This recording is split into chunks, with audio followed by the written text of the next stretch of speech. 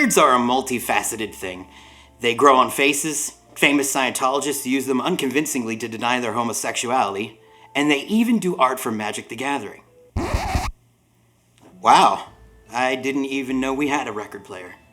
And now I've lost my train of thought. Oh yes, and beards can be artists too. And the proof is in tonight's interview with the talented and tough as nails, Ed Beard Jr. See what I did there?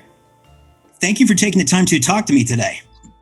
You got it. Hey, my pleasure. I saw you on the Zoom from Sam and Tony, I believe. Yes, and that was one of the reasons why I was excited to talk to you, was that for those who are aware, we are in a private sort of Zoom session where everybody's kind of showing off their artist proofs and whatnot, and Ed was the special guest, and they were just like rabid for you. It was something to behold. It was really cool, the fact that there was one, I forget his name, if it was Andrew or somebody, but he had a print that he had picked up from me in 1994, and he had it available to him on the spot to pull it in front of the camera. I was like, holy crap. Yeah, he was, and it was like, but yeah, it was almost like he had this sort of energy that was like, everybody needs to shut up. We have 1,000 questions we want to ask Ed. So it was fun. So hopefully this will scratch that itch a little bit for him. But so one of the things that I read about you was that your father was a congressman. Oh, yes. So what is that like growing up in that kind of household? Is that stifling for an artist? Is it tricky? Because I'd imagine it's such a different way of living from somebody whose structure is like the government. You have no idea. And I can't speak about half of it. My father was a very high-ranking individual. He was the chairman of some of the most powerful committees in the world. Wow. He was involved. He was the ambassador to Iran during the whole Iran-Contra, the whole Ayatollah Khomeini issues. And before that, from 1974 on, he was the instrumental vote to end Vietnam. We're talking, he pissed off a lot of people. So right. Really, really powerful positions, because right out of he basically won with 85% of the vote against an incumbent that they never expected that could happen. Back in those days, it was just unheard of. You had to know somebody and that was it. But my dad did something very unique. I did it with him. I walked with him. He would walk 20 miles a day, door to door. Who the hell does that in these days? But politics, you get shot, right? Right. It is certainly it's social media now these days, but that's dedication. Yeah, he was, my dad's history was high school dropout, went into the military, the Army, got his GED, got out of the military, went to National Guards, was a house painter, had very little to no education, was a boxer. So blue collar worker all the way. Not what you say is the lineup for politics, let alone big government. Right. But yeah. He had, when he was a kid, he had always had an affinity to the elderly and the veterans, his father being a veteran, and brutally paid the price for exposure to radiation in Nagasaki and Hiroshima. A lot of things. So my father had a pledge, and he also had his best friend that was in Vietnam at the time in Saigon. So when he had a lot of drive, especially for the elderly. He had seen the abuse in the 1940s, 50s, and 60s. Especially with the Institute of Mental Health and stuff like that. So his objectives, he got the attention of the common man. While at that time in the 70s, your big tycoon bureaucrats were ignoring them. And he totally zoned in and he harvested their votes. And he became the ultimate rabble rouser that they never expected. He sucker punched them totally. And he got in. And then once he got in, he had such a powerful movement behind him with the common man. He did it with no other politician has ever done it since Johnny Fogerty, and he did it only briefly. My father successfully made it happen for about 10 years. He created the Blue Collar Caucus, which was the only time in its history of the Congress where, electricians, plumbers, carpenters would have representation, have an actual caucus. Veterans Affairs, he was the chairman of the Veterans Affairs Committee during the Vietnam era when no one was giving the vets anything. I mean, when a Vietnam vet came back from home in, say, 73, 74, 75, when of course the conflict ended at that point, the war. Right. No, they couldn't even get a wheelchair. These guys are paraplegics. They wouldn't even be given a wheelchair. So my father made sure those benefits that they never had before got in place, but he was fought all the way. Yeah, because that was a very unpopular opinion. I mean, back then it was not considered bad bad behavior to treat the veterans poorly in public. Not the Vietnam, no. No. They shit on the Vietnam veterans and like no one's business. Korea got some acknowledgement. Obviously, World War II got all of it. And it was my father's generation. So he really wanted to make sure that was going to make a difference. So I grew up in a household where we had the anomaly situation, right? So it was, no one was expected to be a part of that. In my house at any time, I had everybody from Ted Kennedy. I was over at the Kennedy compound on a regular basis. We had Tip O'Neill, Speaker of the House back in the 70s, Carl Albert, which was the speaker before that. Jimmy Carter called my house on nuts. And my father and him hated each other, but they still talked, they still called because this was during the big Ayatollah, things were going bad during 78 and 79. So my sister actually answered the phone on Jimmy Carter and hung up the phone because she said, "You're lying," and hung up the phone. Did she think it was a prank? Household. Right. So I lived in that household, but I should tell you, my father lived in Washington and we lived in Rhode Island. And we lived in the same little teeny, poor middle class home. Congressman only got about 60 grand back then. So figure 60 grand in 1974, 75 was like maybe making 150, like what they're making now, But my father wasn't the kind of tycoon businessman. He didn't invest. He didn't do any of that stuff. So he was still of the common man's mentality. So we still lived pretty rough. We certainly did better as time went by, but with a political family, or specifically my father's especially, the dedication, which is 6 to 7 days a week, once in a while you get to see he'd be home on occasion. When I got to be about 12, I was able to go to Washington. I stayed in Washington a lot. I spent a lot of time on the floor of the House. I watched major legislation be voted. I saw the yays and nays. I sat right there next to him. I would go into the chambers. We were in the office in the Cannon Building when Kissinger comes in with the Joint Chiefs of Staff talking about Grenada, things I can't even talk about. That's crazy. So between 12 and 17 years old, 18 years old, I got to experience a lot of this as an adult, understanding it. So it set my life off to understand that you always question authority and you never accept the official narrative. So with that being said, I knew at 11 years old, roughly 11, that I had this inkling to have a good photographic memory skill set with art. And I thought, this is this thing I really want to do. Got to be about 16, 17, or should I say even 14, got kicked out of art class in 9th grade. The art teachers hated me. And Why so is I that? She just hated me. So I did representational art, right? So I do illustration. I do art that include not just fantasy, but it was subjects that exist. I wasn't interested in the cubism, the splatter paint, and all this other stuff that the art teachers of that time were pushing on every student. She was a 60s art teacher. She got out of college in the 60s. This was her thing. So we never saw eye to eye. And every time I did my work, I do a piece and I'd get an F on it or D. Ironically, it would still get put up in the art show. Right. Unbeknownst to me. And I called her out on it. So as a 15-year-old kid, I had a lot of tenacity and I was a defiant child. So I didn't take that very well. I said, look, I took her to the superintendent. A 15-year-old kid actually I requested the superintendent take her in on a meeting so we could talk about how this hypocrisy goes on. And I said, look, if she's going to grade me an F, then she doesn't belong putting my artwork up with the rest of the A students. And inevitably, the guy, he was on my side. She just kind of like stamped off, pissed off, this, that, and the other thing. And finally, he says to me, he says, I'm going to teach you he says, you're going to have a valuable lesson here. He said, do you have any idea what tenure means? I said, no, I have no idea what tenure means. He says, it means that she's got a lot of power. He said, Ed, I'm administration. That's teachers union. She's the head of the art department. She can basically make or break your entire career. No grants, no scholarships, no nothing. Did you intend to go to college? I said, well, I did. I would have liked to. He goes, so he said, the lesson here is you've won the battle and lost the war. I said, okay, then I'll just continue my mission as self-taught anyways, which is what I did. So it was that mind you, at this point I was already doing government portraits. I did Senator Claiborne Pell's portrait, Chief Justice's portraits. I had already, by that time, I was doing illustration I had just done something for Pope Paul VI.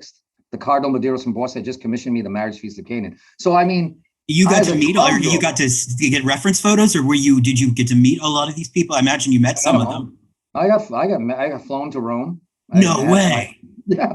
So at 12 years old, I was doing all of this stuff, and yet I was getting F's in high school. So her only explanation to this superintendent was just because he's talented doesn't mean he deserves a good grade. That was her statement. That And makes sense. I just went, you know what, whatever, I'm done. But so I had wanted to pursue art, not politics. My father and mother were, of course, old school. My mother thought that a kid at age 11 and 12, my father too, who was spending as soon as he got home the next 7, 8 hours on nothing but drawing. I at that point, by the time I was 11 years old, I was opening up Gray's Anatomy and Frank Netter's medical anatomy books, and I was learning Latin. I was reproducing anything and everything I could see to understand human anatomy, bird, bat, reptile, horse, because I had read that, Da Vinci had done it this way, Raphael, German artists like Albrecht Dürer. So I I just felt at that age, this was what I was drawn to. It was always medieval and it was always Renaissance, which pulled me into the fantasy. And so though I wanted to do that, they felt there was something wrong with me. They said, this kid's not normal. So they would confiscate my pads, confiscate my pencils, and they would say, get outside and play, and I'm like, I don't want to go outside and play. I want to draw more pictures. So I had a very stressful young childhood because of this conflict going on. I understood the politics end of it, but I just said, you know what? I think it's time for me to go my own way. So by the time I was 17, I was out of the house. And do you think that, like, maybe, I mean, do you think that there is an awareness of like the politics with your family? Like that might have been part of like why some of these adults, or were people just more like that back then, where it's like, because I don't understand the 1970s, there was still the mentality, and actually right on into the 90s. But because I remember how many kids that came to me that had the same problem with their art teachers as well as their parents. The biggest concern is the parents have is, will these kids financially be able to survive when they're gone? Obviously, it's a concern. It's a rational concern. But there was no validity in the 70s that art was going to be in any way a viable career that could actually pay the bills. And it really wasn't. I mean, it was a challenge and a half. But again, it was a matter of, look, I got the goods. I've got the talent. I'm obviously making money. I'm commissioned here. I'm only a teenager. How about if anybody's got the reasonable chance of success? Well, great. How about me? right. But it was not. It was more, no, this, you got to go get a real job or get into politics or whatever. And I was like, no, I think I'll pass. And that's so funny because you could I mean, like, as far as like taxes, you could have claimed that you were a professional artist at the first time you were paid to do art. Well, I was published in 76. So then, yeah, going back a long time. When did you started my? Go ahead. Oh, so when did you officially? Because I read that you had like there were some lean years for you as far as starting out. Like you had to go through a lot of the kind of the tough times. When did that shift happen where you were making your like the good money or the the decent money from your artwork alone? So from 76 to about 82, well, I was, there wasn't any money, there wasn't any money. It was definitely a struggle. I was in between my house. I left my house, went to live with my grandmother for a little while. I had my first car. I was living in the back of my car for a while. I rented a one-room rat hole with a bunch of Vietnam vets. I mean, this was, early 80s. So things like 81, That's 82. It was not a healthy environment, to say the least. And things weren't good because you got to realize there was no way, like the internet wasn't available. The only way you got jobs was going door to door. So I would literally take a portfolio of photographs of work that I had done, one job leading to the next. And I would go knocking on restaurants that had, outdoor building walls. And I would say, hey, look, I can do a heck of a mural out there. I could really pull in some advertising for you. Or I would stop at, one of the things that I did when I was in high school was my buddies and I would build hot rods. And I was turned on to the hand-painted lettering and pinstriping and airbrush because of a garage that my father had gone to, Al's Auto. And I met this guy who was he was in his 80s, and he had been a sign painter back when the street signs were hand-painted, okay, back in the 30s. And he gave me his quill brushes from France. So these brushes were 100 years old. And he showed me some basic techniques one afternoon at the garage. And he said, it's a great business if you can get into it. From that, I went to my local art stores and I bought an airbrush and I started experimenting and just practicing. And of course, there was no one to learn this from. And there wasn't like online. You couldn't go to YouTube. So you pretty much trial and error. But when I did that, I found that, you know what, I got a knack for this. So I did my first experimentation on my buddy's cars. We, so if I messed it up, it wasn't the end of the world. Yeah, But you still, yeah, there wasn't like bad blood. so we did it. I did a pretty good job. I got better as things went. By the time I got out of high school, I opened up my first shop where, kind of a mini studio. And I was doing the motorcycles and some cars and hot rods. And then about 4 years, we were doing pretty good. I was getting enough income where I was paying the rent, getting a little bit of extra cash, but it was still lean. And then by 1986, 85, 86, 3M came out with the plotter. That was the first time vinyl lettering could be done. And when vinyl lettering hit, it killed the sign painting business. Because up to that, I was doing signs for the Navy, military, like hand lettering signs. Right. Yeah. So that art form of hand painted sign disappeared overnight for all of us sign painters in 1985, 86 when 3M came out, because we couldn't compete with the pricing. Right. Trucks. Yeah. I used to do fleets of trucks, airbrush and lettering, drop shadowing and all that. I would get $250 a door. And then all of a sudden 3M came out and they were doing it for 45. Oh, we were out of business. So that's when I tried to pursue more on the custom vans and things like that. But then the gas prices hit. People were not doing that anymore. The 80s was known for the neon pink splatter paint and all that stuff. So I was out of that, there was just no income for it. So I, right after that, I went and started thinking, okay, I'd love to get into publishing. I'd love to do some work for toys and games. I had done all these wall murals. I had airbrushed arcade games back when arcade games. Oh, wow. Yeah, this is like, let's say when Pac-Man came out. I remember this because it was 1980, I believe. When the first machines were being delivered. That was the year that I did the largest arcade in the state of Rhode Island, up on Bald Hill Road. And that same year, I think it was 2 years before that, was 78 that the Ninja Turtles, actually, Eastman Laird, whatever his name was, they came out with it, but it became more popular by 80, 81, 82, all the way through 84. And so I wound up going from Chuck E. Cheese's to Chuck E. Cheese's, and you name it, every little place, carnivals, and doing airbrushing and making a decent living. But I came across a guy that owned a comic book store. And he said, he says, your work really leans itself well for D&D and the gaming industry. Have you ever considered that? And I said, I know about D&D. I don't play it, but, what do you mean? He goes, well, come to my comic store. So I went to the comic store. He showed me TSR's box games and all that. And he said, you need to start submitting your resume to these guys and do some fantasy related characters. So I did. And I would send it through the mail. This was from like 1988 until finally in 1990. Yeah. So 88 to 90, for 2 years, nothing happened. And then I got this invitation to come to Gen Con, or a solicitation, I should say, not an invitation, solicitation. Right. And I was like, what is it? Gen Con out of Wisconsin? What the heck is that? So during that same 2-year period and into 1990, I did an independent comic book with a guy, and we actually got it distributed through Diamond Distributing and all that. So that was my first major comic fantasy publishing thing. What was it called? The Strangers. So we got that done. Didn't really make any money, but it got me an excuse to attend Gen Con as a comic book artist guest.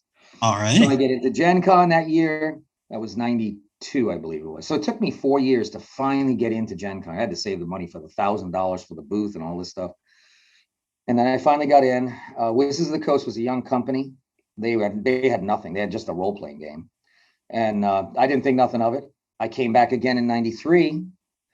They approached me and they said, we're offering $50 per piece of art plus 10 shares in the company. And I'm thinking, I did a quick look up on them. They got no Dun & Bradstreet. They got nothing. And I had just took a loss of 30,000 on a haunted house that I had airbrushed that the guy went bankrupt on me. So I was in no mood to do charity. My timing always sucked like that. That's why I didn't invest in anything, because I always would have taken it down. So I made the mistake to say no when I could have been on the alpha and beta. And then, mind you, I was there at that year. This is segueing how your question is, when did it first happen? I actually made money. I can honestly tell you that it was a massive up and down through the 80s. Automotive airbrushing, getting up on 4-story building pump jacks and doing huge murals and portraits on the sides of buildings. I was painting tubs, old antique Victorian tubs with the clawfish with gold leaf and floral designs, Victorian florals. I painted everything, didn't matter what the subject matter was, as long as it paid the bills. In fact, there was a biker bar the guy sent me 2 brand new toilet seat covers, one for women, one for men. And you can only imagine what I had to pay on that when they lifted the lid. Oh, that's amazing. So I pay whatever. Hey man, if you're gonna pay me, I will pay, because yeah, I'm just right. trying to survive. You're like, I don't have to sign it, you know? Yeah, right. Yeah. So so it was finally that 1992 break where I got 1993 where I actually got to Gen Con as a guest artist, met these guys, uh, made the big mistake to say no. I was flanked by Melissa Benson was on one side, Mark Poole was on the other. Then it was Jeff Menges. It was a whole lineup of us that year. They all said yes, and I said no. And I remember it was funny as that because about 6 months, not even maybe 6 months later. So at this point, this card game is taking off. By August of '93, it's flying. And sometimes later, I think it may have been November, I get this call from that guy, Jesper Meifers, who was the artist that came over to the table. I interviewed him. And he goes, we are still looking at some art to be done. They had already started pre-commissioning a lot of sets all at once. And I mean, the list was huge. And I remember he says, we got a set. And I don't even think they identified it. They just simply said, if you're interested, we're paying $100 now per card, and royalties, but no shares in the company. I went, ha ha ha, So I said, yeah, I'll take the job. I'll take it because I made the mistake of saying no the first time. I'm not going to do it again. I get the job, get the gig. He sends over this. Back then it was faxed, so we had the heat transfer paper. So it's a giant roll of fax just rolling down, and so it was literally a list in no specific order except grouped by character to some extent. And he said, just pick 10 cards in the sequence, what's next. Because I could tell all the other artists and what they took. I mean, everyone got everyone's information and it all came over on one roll. And I just picked the next 10 in line. Oh, so it wasn't like the way it is now where there's briefs assigned. Oh God, no, it's so remotely, it was nothing. We got this giant list of 400 plus cards to illustrate or more. And I'm going to send you a decent portion because the faxes weren't all that accurate because they would push more or less. And I mean, I got probably, I don't know, 60 or 70. I still have that fax. That's awesome. I copied it because it was fading, but it's like 60 to 70 cards were on that list that came over on the fax. That's how much of it came over. And I had that little block in the middle of 10 cards. And people will say to me, yeah, we always wondered, why is it that you never got commissioned the fifth Elder Dragon, the Victor Simani? And I said, it's only because the 10 cards I selected, when it ended, that was the next card that went to the other guy, the next person in row. There was no rhyme or reason. There was no thinking behind it. There was no, let me plan on having this one artist do this or that. Nothing. It was very rudimentary. It was very much in the artist's control. Yeah. But that's how I got in on the deal. It was just because Jesper called me back, and I was very grateful that he did. And then I got my first 10 cards. But then it gets into the other thing, which is the art that's behind you and me. This Nicol Bolas, that was so when they had said to me, we would like, we'd like to have some sketches, just to have an idea of what this. You read my mind. This is you go on with it, but they're not paintings, right? It's not. Those are called color comps. They are the preliminary sketches to what would have been a painting. So I submitted that. I did these they're on colored paper. They're done with wash and watercolor and some pen and ink. And these are just quick. I don't even think I took a half hour in each one just to bang them out, just to give it to them and say, here's the examples of what can be done. Because I was working full airbrush, oil, or acrylic, depending. So I was waiting for approval. I didn't hear from anybody. It was like 3 weeks went by, 4 weeks went by. And finally, I called in and said, hey, what do you think of those pieces? Oh, they're all set. They're all scanned. We're ready to go with them. I'm like, but those are comps. Oh, they'll be fine. They'll do great. So ironically, the pieces that became the most iconic were just comp sketches that I did with watercolor, colored pencil, and Is that? I mean, was that tough for you to? Is that tough for you to? Did you have a difficult time making peace with that? Because I know that you probably were, just gauging from what I can tell, you probably were not. You probably would have wanted to do more if you had known that they were going to have the legacy that they were going to have. Yeah. So in hindsight, no. At that time, I was still, even though I know they had done well. I knew they had a couple of $1 million in sales and all this. I was still on the fence. How long is this going to really last? And I was like, whatever. I just certainly didn't think that these colored pencil comps would be these iconic pieces. I didn't even know the mechanics of the cards. I had no understanding of it. So it really never even dawned on me, except when the follow-up set came in and they said, hey, look, we'd like to have you on the next set, which I think was Fallen Empires, or might have been Ice Age at the same time, but it was probably Fallen Empires. Then I said, all right, another 10 cards. This time I'm actually going to paint them. I'm actually going to paint. I'm not even going to give you a color comp. I'm just giving you a line sketch and a painting. And that's why all my art looks that way afterwards, except for see. Legend. Okay. All right. That gives you a little insight. Yeah, that does explain it. And it's, well, I mean, it only took you half an hour though to do it. I mean, that's really, it's still impressive. What's cool about it is that, like, I only started playing in 2019, and I remember just the general excitement of seeing an original Nicol Bolas, like somebody had one, and it's just sort of like, it's mind blowing to a new player that, that there's this like, it's almost like the before times where it's so in the distant future, and it really shows how long the game has lasted. So now then what, so that you also were branching out in other realms of fantasy, and so you were doing other fantasy artwork, and you became known for as the dragon guy, correct? Yeah, so that was really interesting. So because I didn't get a lot of dragon commissions from Wizards of the Coast. I mean, just other than those Elder Dragons. Well, they were very famous dragons. What's that? But they were very famous dragons, and it's I mean, especially with the fact that Commander was originally called Elder Dragon Highlander, and these were the game pieces that you had to have to play it. So well before all of that is when I was commissioned to do them. They didn't even have that lore. But yes. So, but I didn't have a lot of dragon portfolio in the Magic the Gathering. So where I did have dragon work that I had done elsewhere was in the fantasy art card market. So and also the calendar market. So I had, at the same time that I got hooked up with Wizards of the Coast, actually 2 years before, when I was doing the comic book, I was doing Pittsburgh Comic Con, Steel City, Pittsburgh Comic Con, and I was one of the lead artists that was doing the charity quick sketch for Make-A-Wish. And with that, I got a lot of high exposure with a lot of publishers and a lot of licensing companies. So Spencer Gifts, Hot Topics. Well, Hot Topics just started, I think, at that time, maybe a year later.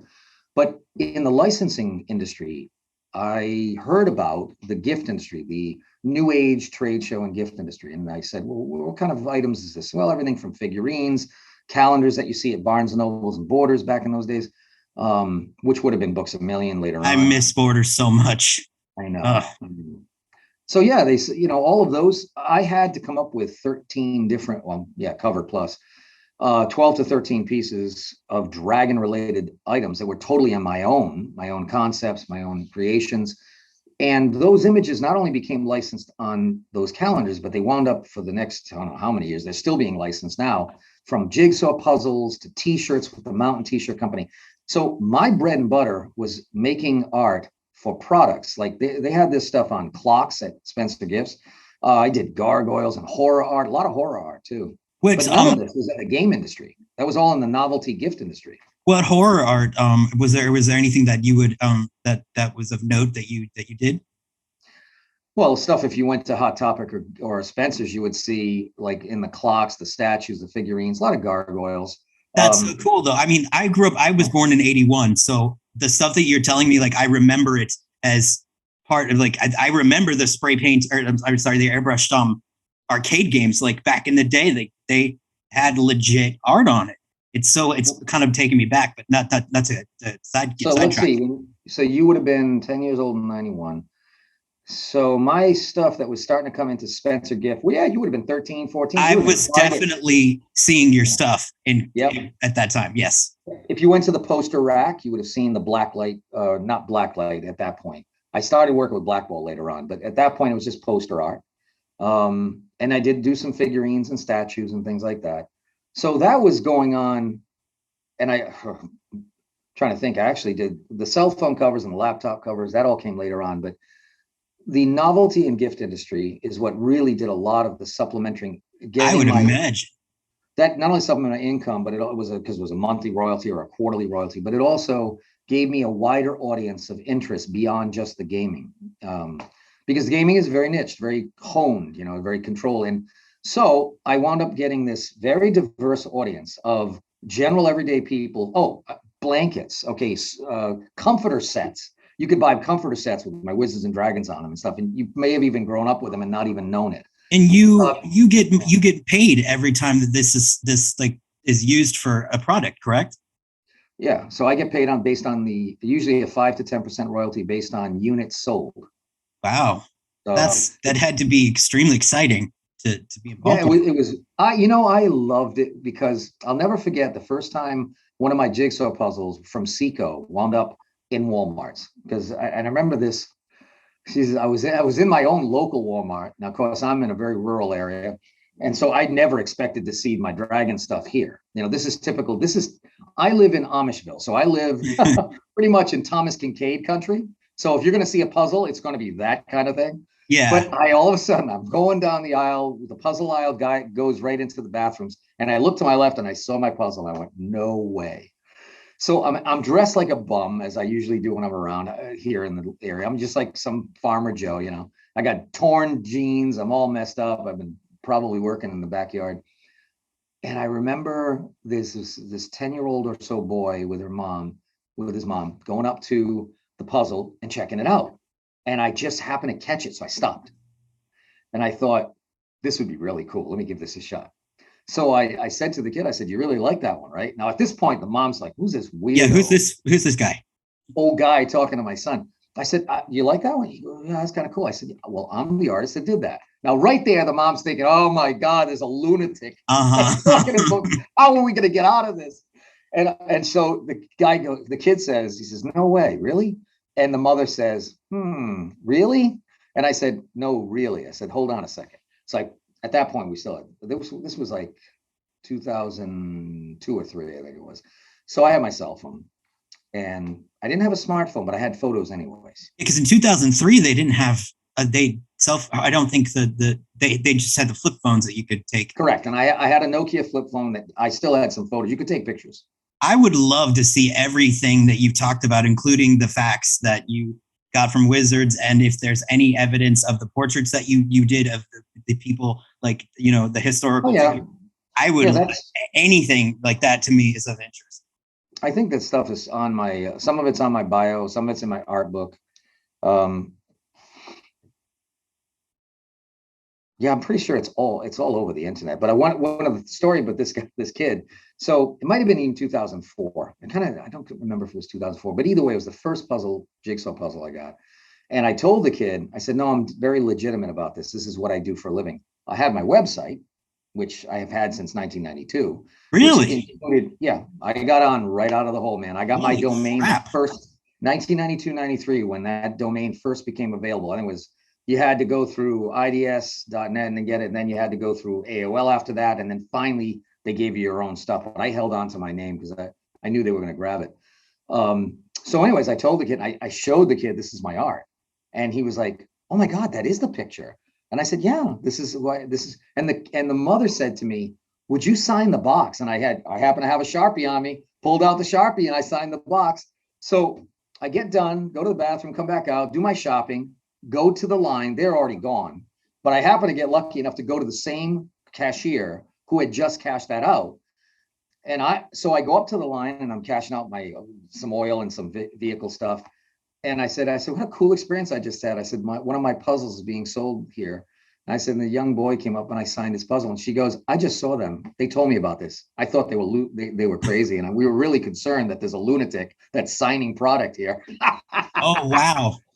And I said, well, the lunatic part's correct, but no, I really did do it. And I am legitimately signing. So it was really a fun experience. That's nuts. So, I mean, when did you become aware of your status as a celebrated artist? When was it it hit home for you? Was that the moment, or was it? I mean, I imagine it would be. Sorry, I'd imagine it would have been even earlier because of the conventions that you attended. So I used to do the World of Wheels automotive show conventions, Autorama, things like that. So I'd have my hot rods or whatever jobs I would do for customers. They would go on the show circuit. And it was always a wonderful thing to sit back and watch people going and going, looking at the work and stuff. So there, you get all the affirmation you ever need that way. Um, I don't think the word celebrated would be right in my case, Why do because you? I because I've never been. I've always been on the outside. You will never see me at a lexicon. You'll never see me in any fantasy art book archives. I have always been the outcast ever since ninth grade. I'm not someone. I don't go along with that clique. You know, it's not my thing. So because of that, I don't. You'll never see reviews. That's why you don't. You won't see me. I delve very much in all of history. You'll ever see an acknowledgement of, here's a guy that was a fantasy artist. What I am, though, is I'm the person who your generation, and even some older than you, had grown up with art. They had no idea who did it, but they thought it was cool. Some of it got them into fantasy.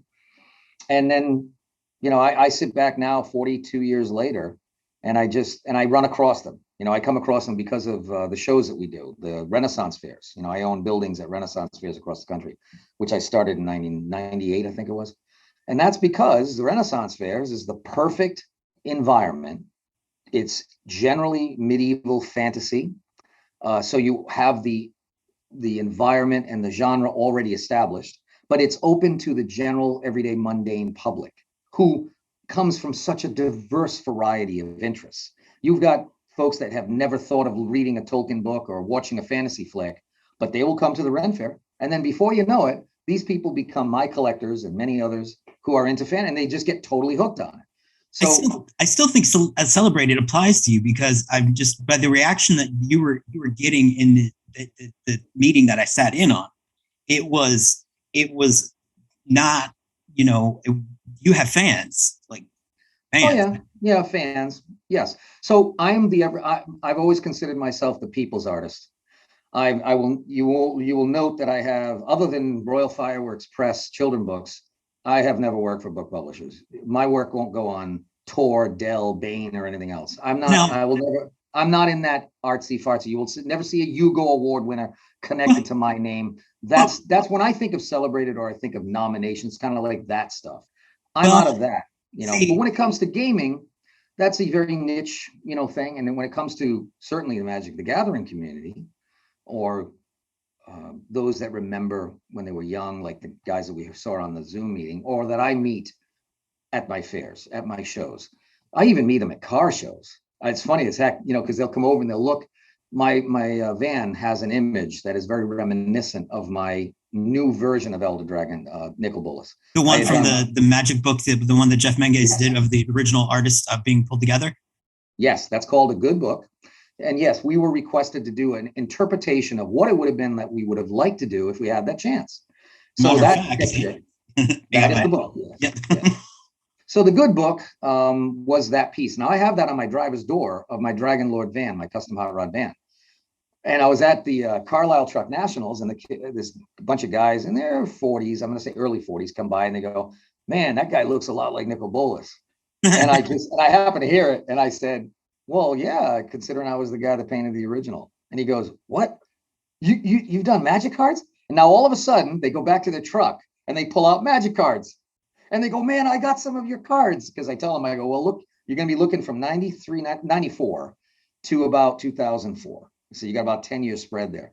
And they sure enough did. So I wind up, I'm the afterthought that comes around. It's when the average everyday Joe who goes through doesn't really know who I was. They remember seeing my work, whether it's at the Walmarts or the Spencers or wherever. And if they're in the gaming community, certainly from Magic. But it's not your traditional celebrated artist that I used to, when I was a kid, we had those fantasy art books where you see Michael Whelan and you had Frank Frazetta and you had Boris Vallejo and so forth. But they all worked on the literary field. That was their thing. I'm so grateful and happy that I got into a different audience. I got into that diversified market, which covers so much more. It includes not just the automotive industry and the novelty industry, but I've got everyday people that aren't even necessarily gamers, but are hooked on my fantasy art just because they like fantasy flicks. Do you think that part of that reason why, in all self-fulfilling prophecy, you most certainly have, and I still disagree that you believe you are celebrated, but I still think that and do you think that maybe because of like having a contrarian nature or being somebody who stands up to authority, that's the reason maybe why you aren't in the like quote unquote like the big rooms or whatever, in the sense that you're not, the way you put it, you're not, you're one of the like sort of like the off to the side people. How much of that do you think is by your own like sort of control, that you have to make that sacrifice in order to do what you do? Well, it's a definite choice. I Yeah. mean, you can make a decision in life if you want to be a part of any genre, organization, venue of market and business. It's whether you go out on the golf course and you throw in the irons with somebody who's in the league of business that you want to be connected with. You smooze, you do that stuff. That was not me. Absolutely not. So I can tell you in all seriousness, right out of the hole, I knew that I made the right choice back in, was this 1992? Maybe it was 93, but I think it was 92. So 92 WorldCon, I believe is what it was, or World HorrorCon. It was in Rhode Island. It was at the Providence Civic Center. I was invited to go to that show, in the art show, mind you. First and last art show I ever participated in. So I get in the art show, I put up my work. A couple of well-established artists at the time come over to me. One of them is named Bob Eggleton. And I got to chat with him a little bit because he's from Rhode Island like I am. And he says, you're new to the deal here. I said, oh, yeah. He says, there's a lot of things you got to learn to do here if you're going to, get hooked up with the, Tor, Dell, and Bain and all these guys if you want to get on book publishing.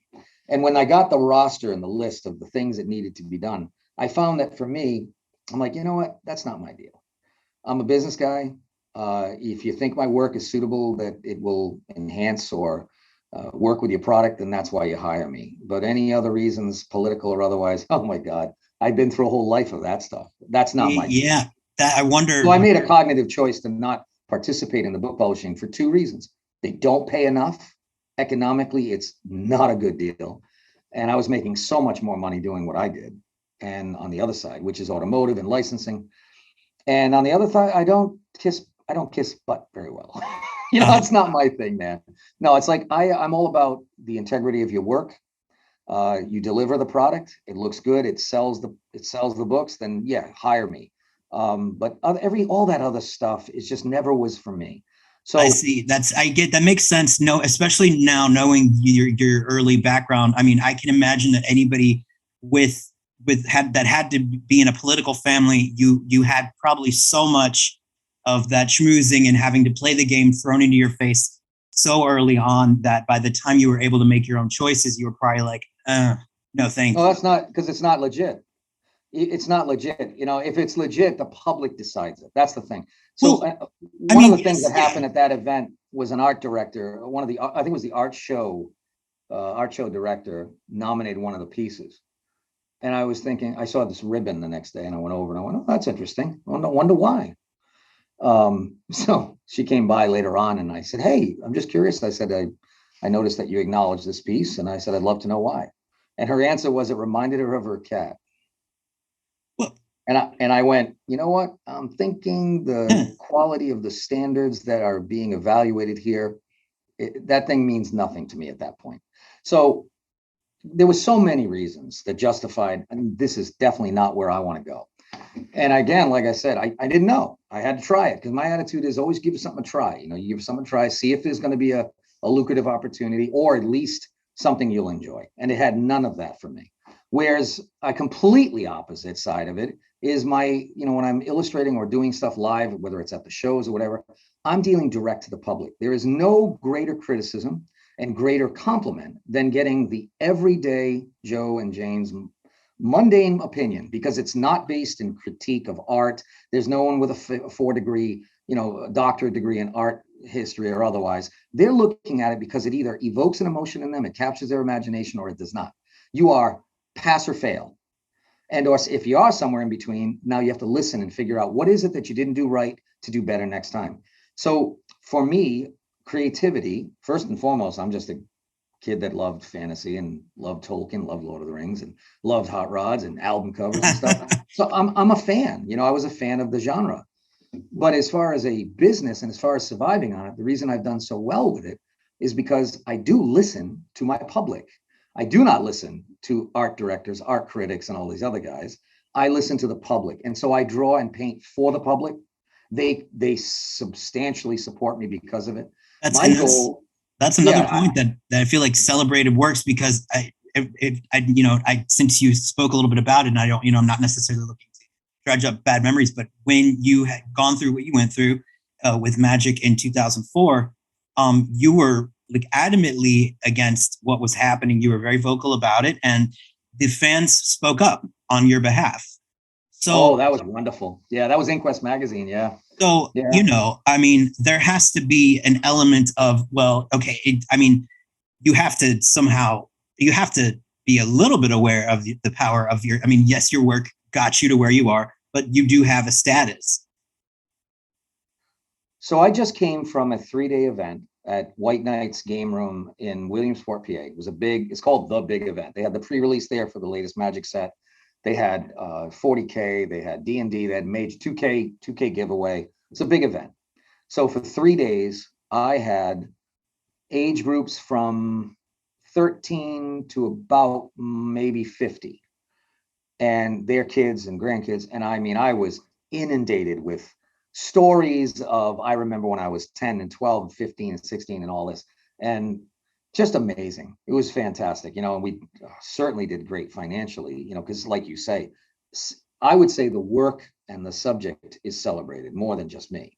I'm a secondary thing, and I want to be that. I want my art to, of course, it should be an equal thing, and it is in some cases, but in this particular genre, the card gaming and certainly Magic, those pieces are so iconic and they represent childhoods for so many people. One of the things I kept hearing was this kid, one guy said to me, he says, I remember cracking open that first pack and pulling out Chromium or one of the other cards.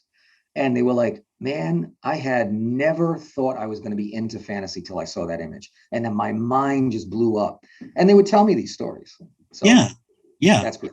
And if they have I mean, a lot of it there is the nostalgia factor to a lot of it, but if that is how somebody discovers it, and since it's up to the viewer to decide whether, the piece has value to them or not, that you can anchor in on someone. It's sort of like, in the end, it doesn't matter because whether or not the person loves it from reason A or reason B, they love it.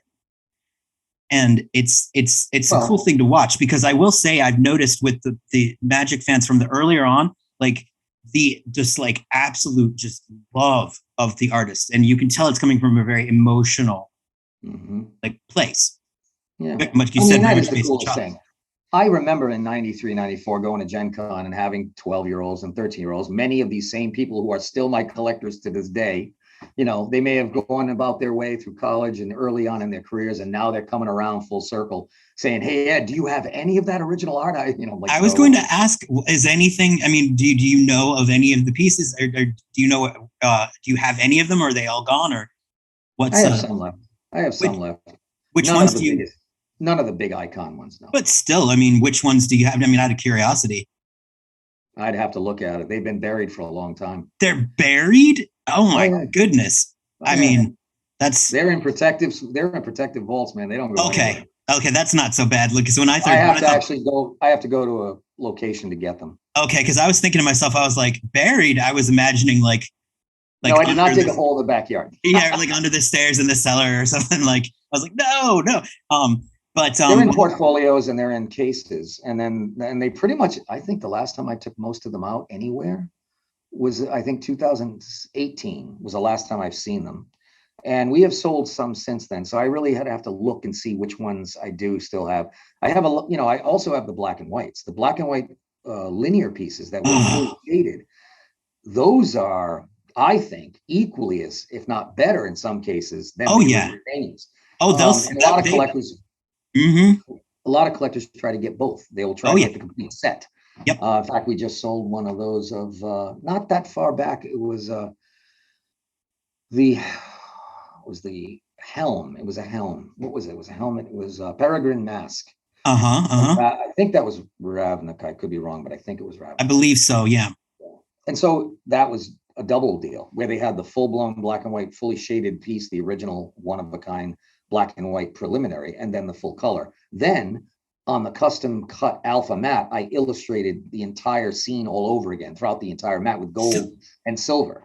Really? So this becomes a major elaborate finished piece. And that's what happens with my pieces at this point. For the last, I want to say 10 years, I have taken each piece that I sell becomes an elaborate piece. I'll always do these major illuminations around it. In fact, a gentleman just picked up 2 black and white, the Lay Druid and the Loxodon Mystic. And are these photographed? Are are these yeah. Is everything actually, most of it you can see on my Facebook. So when I sell any original like that, I will put them on my social media if the customer wants it to be. Mm-hmm. And I'll post it that way. That way people will know this is no longer in my possession and here's what it looks like. Right. A lot of times I'll do those illuminations on my Patreon Live. I did those 2, in fact. And the black and white I will do on the Patreon Live. So when I'm finishing it. So when we had to do the original sketches for Magic, they had to be line only because they were being faxed. And you couldn't fax shadowing because shadowing would just muddy up the thing. Mucked up. Yeah. So I would keep these line pieces and wait for someone who was interested in it, and they would buy it from me fully shadowed. That's how I would only release them finished. So, because they're not finished until they're shadowed, as far as I'm concerned. I'm a perfectionist and I'm a completist. It's got to be shadowed. That makes sense. I understand that. Yeah. So that's kind of where I'm at. I think I have about probably 8 or 9 pieces in color left, and probably 25 black and whites. But that's it out of the 130 roughly cards. A lot of them, of course, were the unpublished, the unglued, the unhinged. There were 15 or so cards there. Yeah, and speaking of, what do you have the original for the fascist art director? Or oh yes, you do. No, it's my self-portrait. So yeah, I love that. I love that. I have questions about that. How did that? Because it's very well documented that there was tumultuous relationship that had happened between you and the art director at the time. You did this piece that I believe was that under the art director that in question that like the fascist art director card was made under the regime, I guess, of the fascist. Let me tell you, Alper, I'm going to give you everything you want to know. So here we go, right? Okay, so yeah. 2000, I think it's 2001, or I think it was 2001. I was artist fan favorite of the year, Inquest magazine. Back in those days, you had to write a ballot and send it in mail-wise. Yeah, so the analog mail. The analog mail. So they got like 137,000 votes. I remember Tom Slazewski, the editor, calling me going, this was the largest input of any show we ever got. So that was so cool, right? I had the #1 card with Birds of Paradise, 7th edition that year, and all this other stuff. So I was on top of the game. I was being invited to go overseas, all this stuff.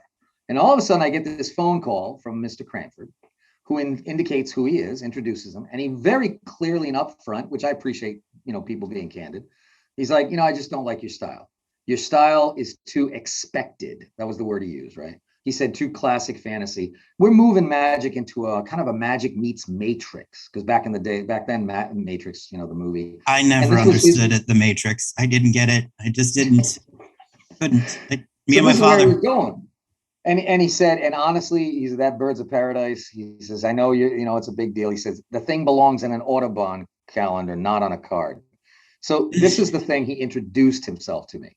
And I just said, well, pleasure meeting you too. Nice to meet you. I said, I said, so what do you tell him? Basically, I'm done. Are you saying you're not interested in hiring me?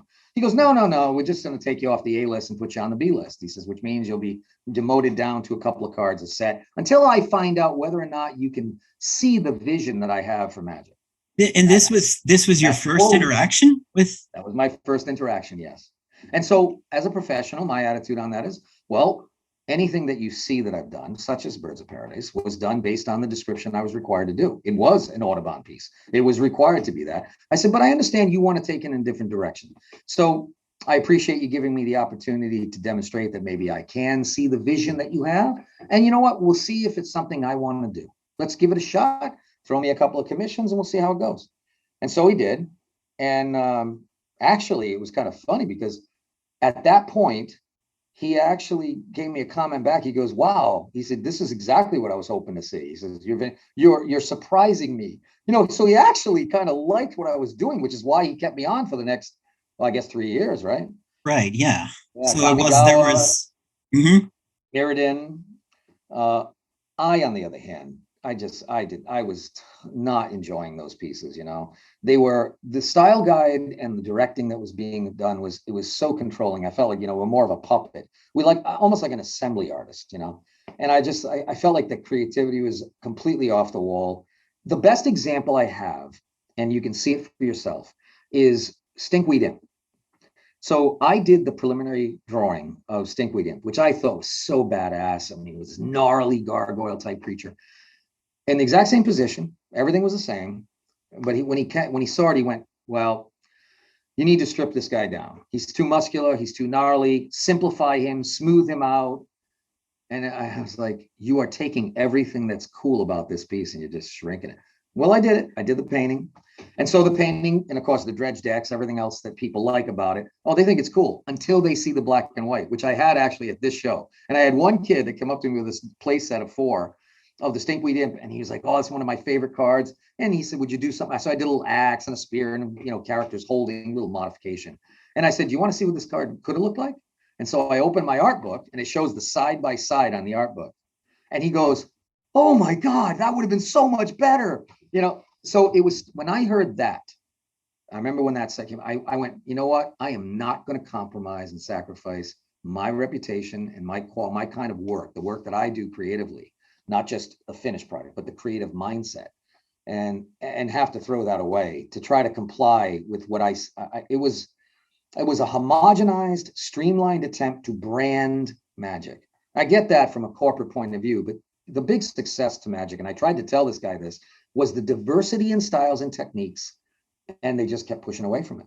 So when we got the art director, the fascist art director, looping it back to that, when that commission came up for Unglued, he sent me this description that basically, classic fascist art director, you have a couple of artists that are, being enslaved, this and the other. That was pretty much generic. It wasn't much more than that.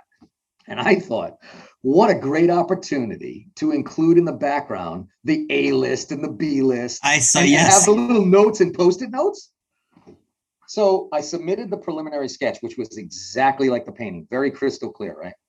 I actually shaded that one because by then we were scanning. And he loved it. And it made me laugh hysterically because I'm basically busting his balls at the same time. Did he? I mean, did he get the joke, or was it like? I don't think so. No, I don't think he did. See, because that was one of the reasons. Because when I saw it, I thought there's been, people are very confused online. They're like, it clearly references him in the flavor text, which I didn't know about. So by the way, I would have had no knowledge of that. We didn't have any knowledge. I know. Well, that's what I was going to say. I was like, the artists don't get to interact with what the card says, correct? Nope, nothing. So when you saw that, were you like, oh?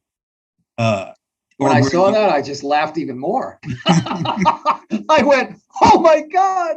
So they're making a reference. That's my portrait that they're claiming it's Jeremy. Yeah. Oh my God, that was hilarious. Yeah, because he continued. It went right over his head is the best way to put it. I don't know what to tell him. I mean, and I was, he was frank with me. I was frank with him.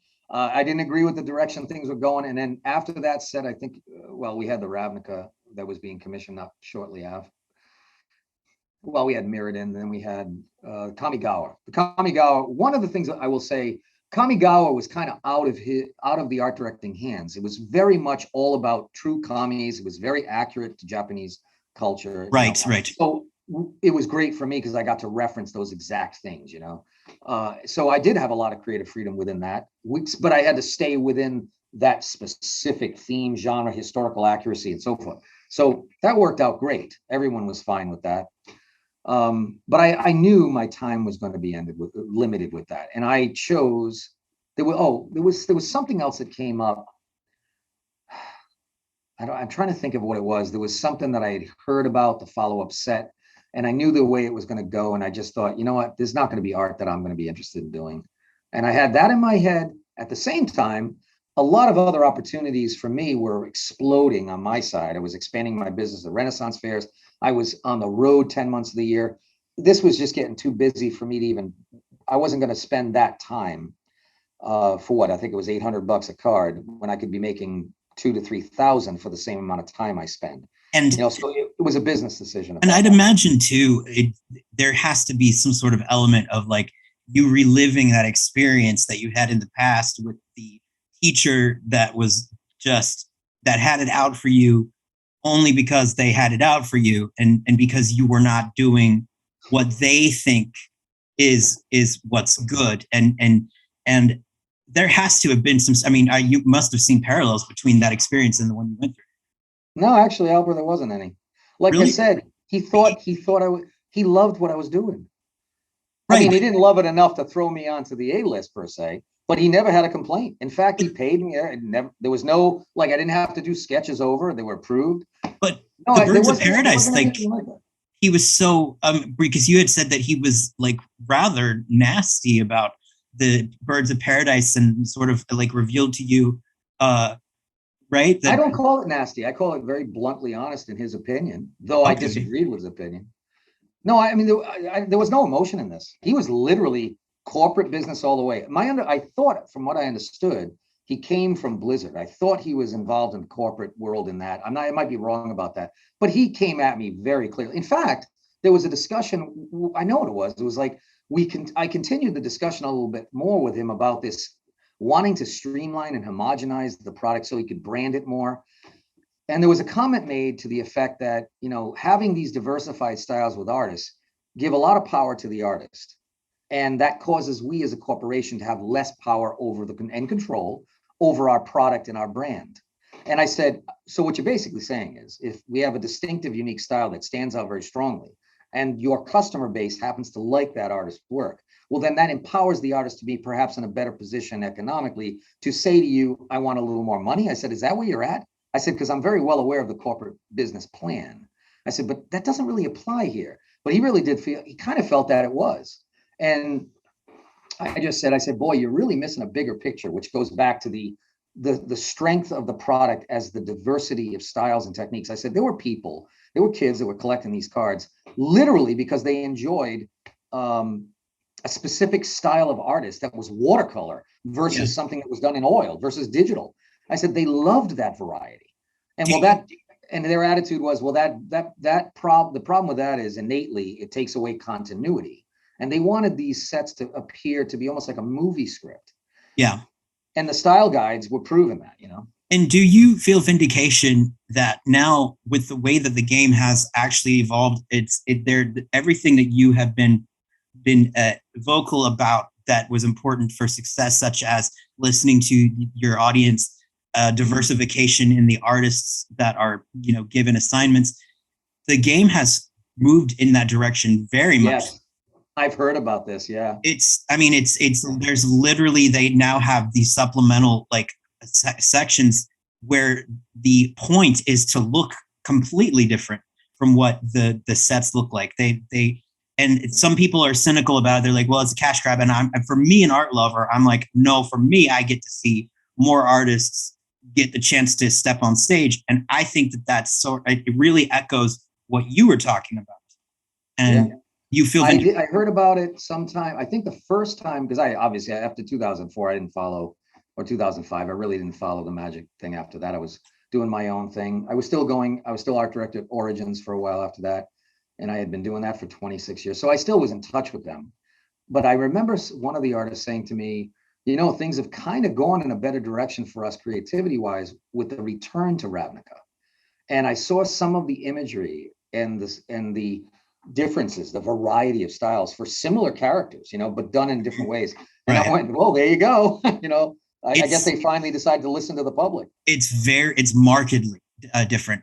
It's almost like prophetic what you said. And then also what's kind of cool, I mean, your stuff is still reprinted today. You were reprinted in the Mystery Booster, one of your Kamigawa pieces, and your lands made appearances on Arena for a short time. Yes. Do you think that I know that it's a long shot, and I don't mean this in a disrespectful way, but I mean, is there ever a chance that you would do a return to it? Only because I feel like there's such a history your your involvement with the game. And I know it would certainly please a lot of people, but is that something that is out of the realm of possibility, or could it happen? Would you be open to it? Yeah, the second part of that question is the one I could answer. The other one I can't. The second part, which is if somebody says to me, I don't care who they are, if Wizards, for instance, said, Ed, we would love to have a tribute piece done that's reflective of some of the pieces you had done in the past. Would you be interested? Of course. Yeah, absolutely. You're going to pay me to do the job. I will do it. It also will be great for all of my collectors who started with me back in those days to have something now for both themselves, who are now in their mid 40s, their child who's now in their 20s, and even possibly, I mean, some of them who are in their 50s. Let's say they were my age when this whole thing started. So they were in the mid 30s. Mm-hmm. They've got grandkids 13 and 14 and they come to me and they go, oh yeah, my grandpa told me about your work. It would be great to have that, but that is realistically not going to happen. That would be highly irregular.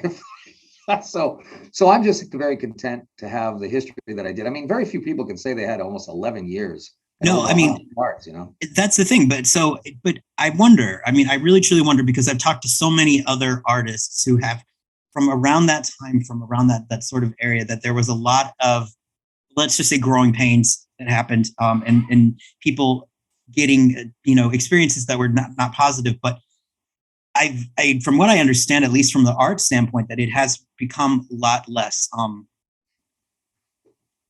corporate, in the sense that where they're embracing. Good word. Yes, corporate. Very and good word.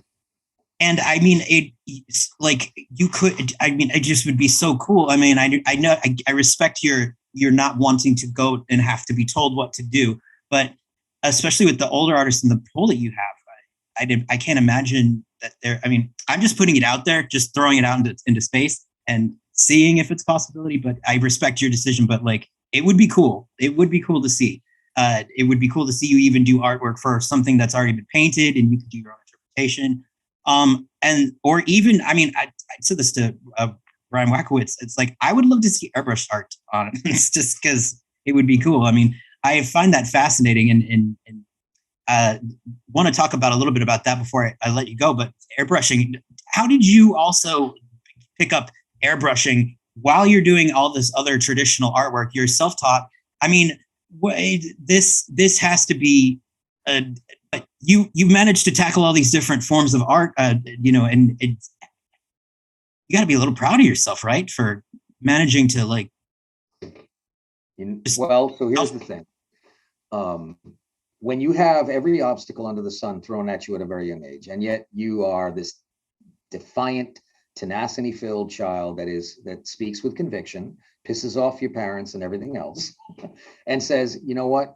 I feel, based on what I look at, and this is what I did. I remember at a very young age, I'm 13, 14, I would look, aside from books that I would go to the library to take out, I had a pretty good idea of when I was doing decent at something or that I was failing at something. I was extremely objective and viciously hard on myself. More brutally hard than any teacher could ever be. I would not accept perfection. I developed techniques to memorize things, basically mapping out the mind that they use now on brain injury cases. I was doing this stuff instinctively to train myself to memorize thousands of possible angles and views of everything from every tree and rock and mountain and anatomical creature, so that I would have this library in my mind to be able to pull from, so that I would not be dependent on reference, and I could literally create something on the fly in person in front of people, because that was my main thing. I was an entertainer. I was doing live demonstrations, whether it was up on the 4-story buildings.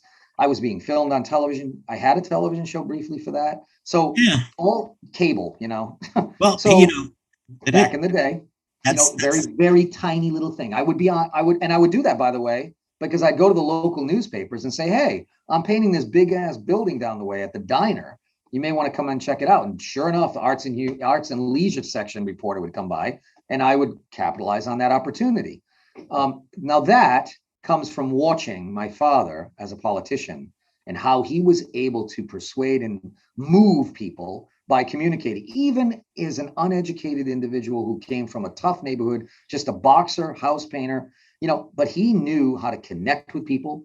He was never afraid, because he did two things. I mean, I took from him, I watched him speak in front of thousands of people, right? And I watched the crowd. It was kind of, honest to God, it was like watching Hitler rabble roused the crowds. I mean, that's the kind of power he had. That's And I an thought, interesting comparison. But yeah, I just get it. saying, the techniques that Hitler had were very, I very he effective. no, he certainly it's I don't terrifying, agree with really. the platform, but I say the technique was something. It's But terrifying to watch that movie that I think is Birth of a Nation that was made yes, because yes. I'm Jewish and I was watching it and I found myself inspired watching it and Isn't that something? I Yeah, knew what had the outcome was. I know very well. yeah, But you still feel a little bit inspired, which is terrifying because yeah. The if you best didn't know politicians, every and politician studies all of those speaking techniques, ironically. he was very good at that, like rabble, getting them Yeah. going. And so that is it's a strange compliment. It is a compliment nonetheless. Well, To my father's approach, of course, was to use the keywords of, big corporate America is paying crap to you guys. You're, the slave labor, blah, blah, blah. And so he, elderly being abused, and he had those keywords, my keywords were just as simple as this. Here's my portfolio. Here's what I can do for you. I can take that blank wall and make that wall make money for you. And all it's going to cost you is the paint supplies, a small stipend. Maybe I can eat at your place for a little while. And when I got the friendship and the loyalty from that one customer, they spread the word. I kind of pyramided, if you will, my collectors into working for me. And I built a business model off of that. And it is to this day, I have roughly 30,000 total social media people that follow me.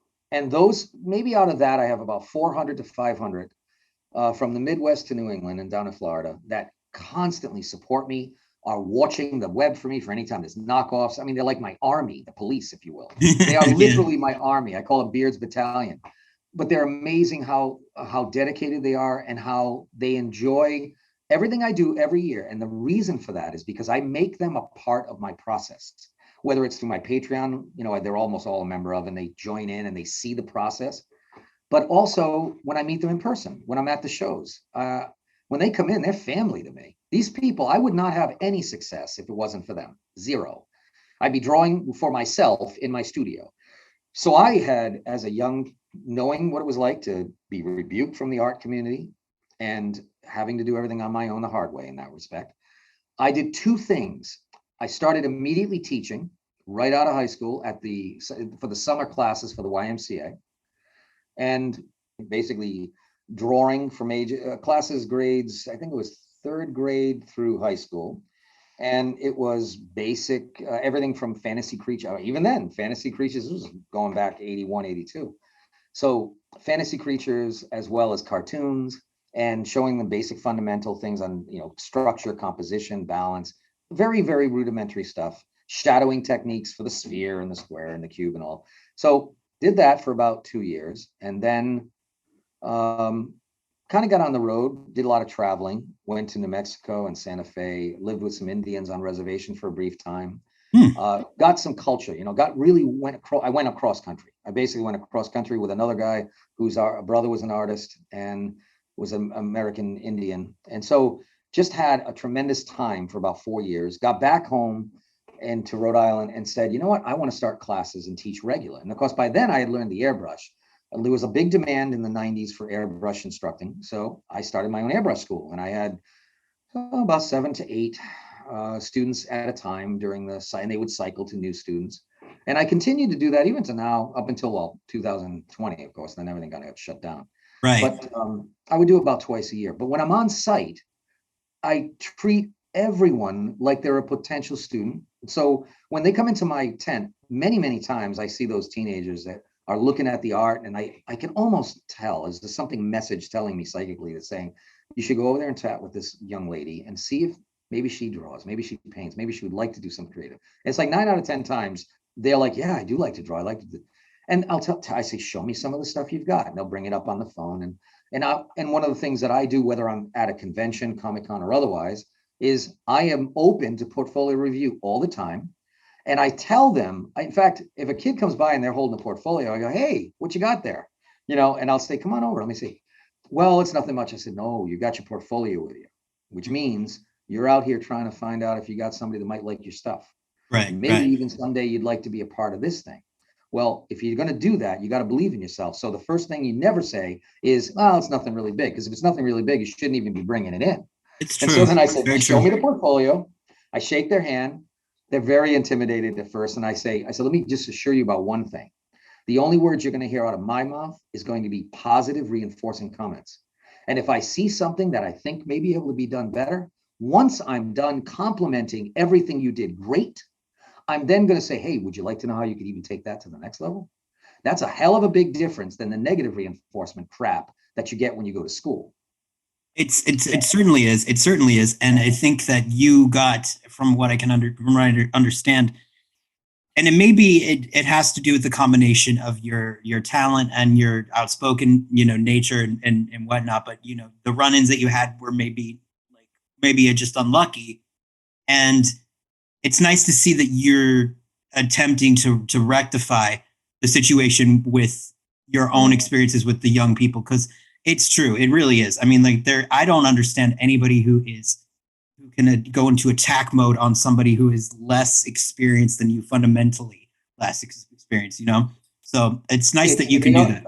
it's the greatest sin and injustice to anyone. They shouldn't even be considered themselves. They should have never gone into teaching. It's First off, pretty bad. yeah, teaching and inspiring and being a mentor is about helping someone be the best they can be, not making them into a little mini me of yourself. Yeah. And your job is to nothing more than present them the techniques, the medium, the different ways in which the tools are, and then maybe hone in on some of the things that they do well and try to encourage them to go to that next level, the next benchmark. But it is nothing more than that.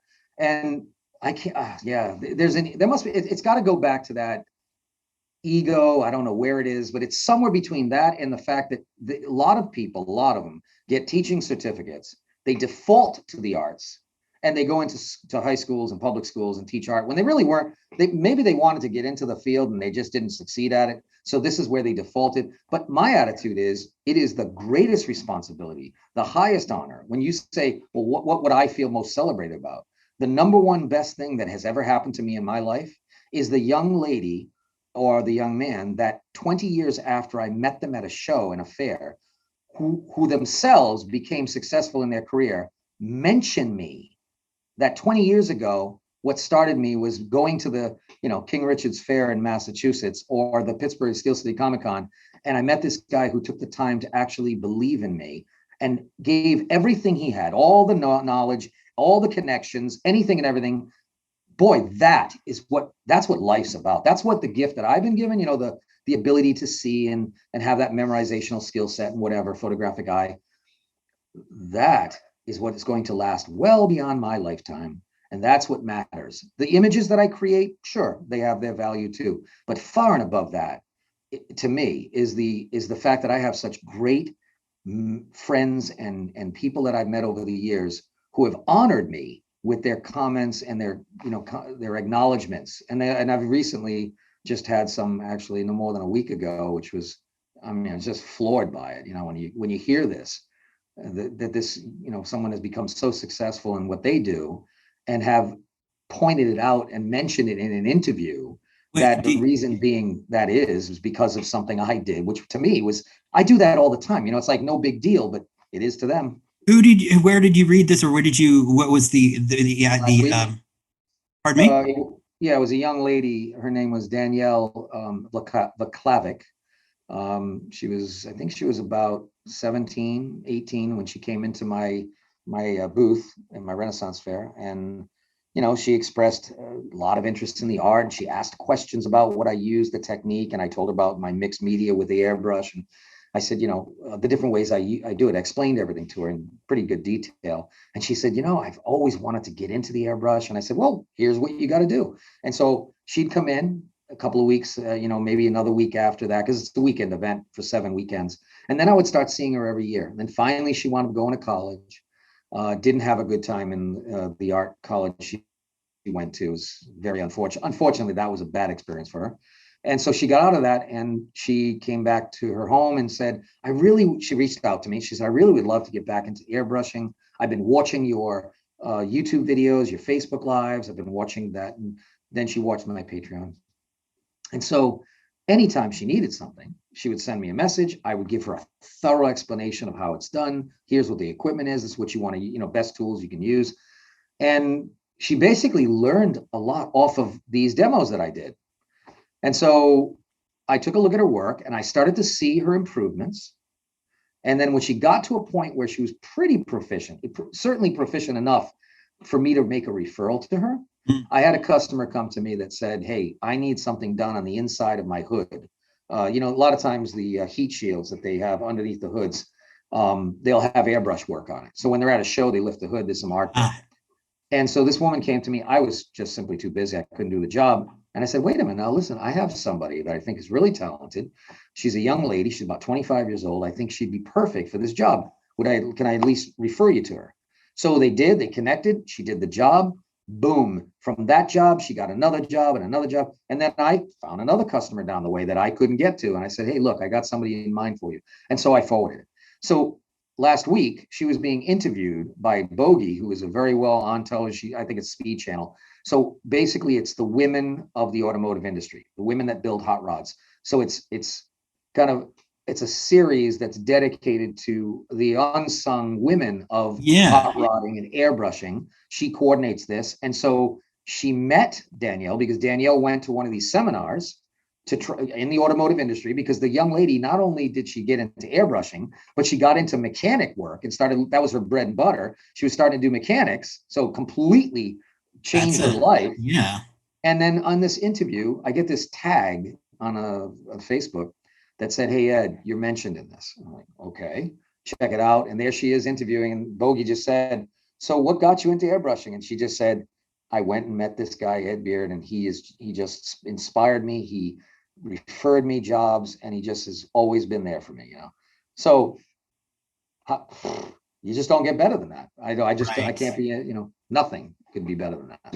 That is very, speaking of vindication, there really is not another form of it that really could match knowing that you helped somebody have a better life through imparting your own wisdom. Oh yeah. And a lot of times it was just, so I don't think of it often. When I'm at these shows, and whether it's even the gaming event that just happened, right? I'm just this kid that loved this stuff, that was into the cool, fantasy and stuff. And I just happened to have a memorizational photographic skill set, and I had a gift, and I knew pretty much that was all I was going to do well. So I focused on it. But I know it's hard for me to get around this and grasp it, but I'm constantly reminded that here I am now 40 years later, and there's been many generations of kids and thousands of people literally thousands that I see every year. Mm-hmm. And I've engaged them and I speak to them. And many of them are artists or creative people that would just did not have that confidence, that pat on the back, or the uplifting spirit that said, you are good and you should do this. This is great. I think this is fantastic. Because I do get very animated with it. I want anyone and everyone I see. I think this probably started right around, definitely the late 80s, mid 80s. I started to realize that a little bit of time spent from someone who, at least in their eyes, appears to have succeeded in something that they would dream to do, can make a huge difference in the path of their life. So I take very seriously when I'm at the shows. I don't care how bad my day may be going. Every single person that comes into my booth or my show, or that comes to my table, they get 100%. They have to get 100% of me.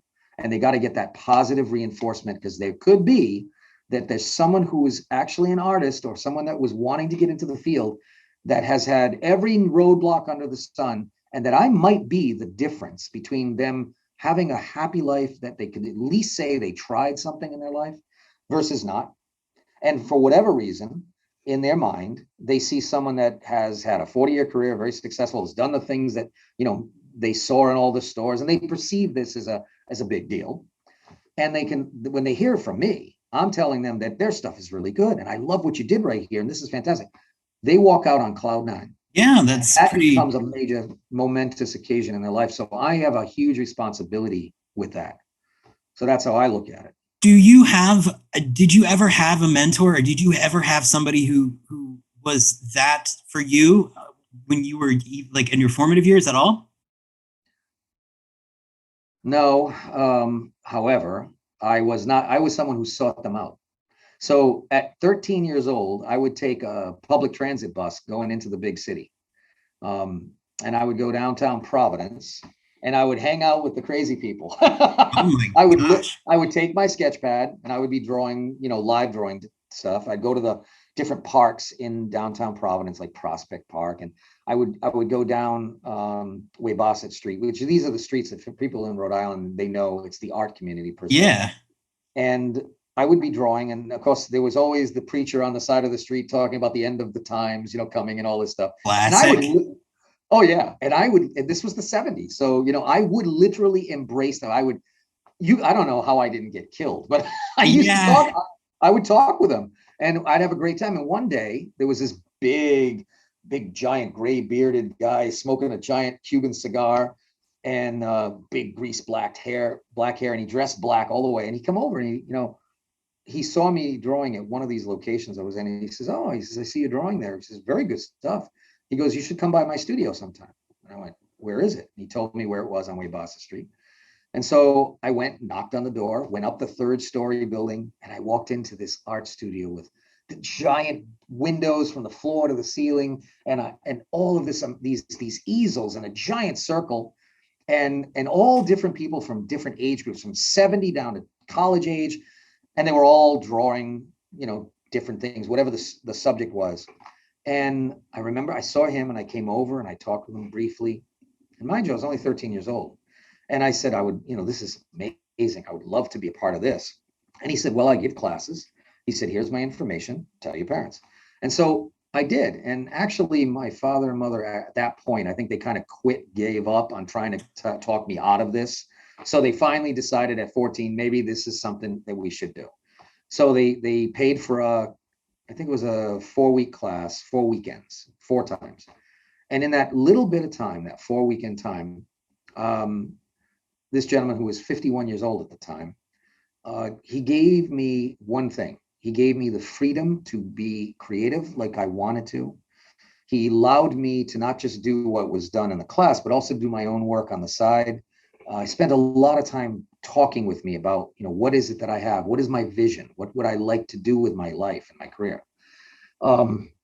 It was also my first time ever sitting in front of a nude model. Oh my God, that was hilarious. I was 13 years old. We got this young college age nude girl sitting in front of us.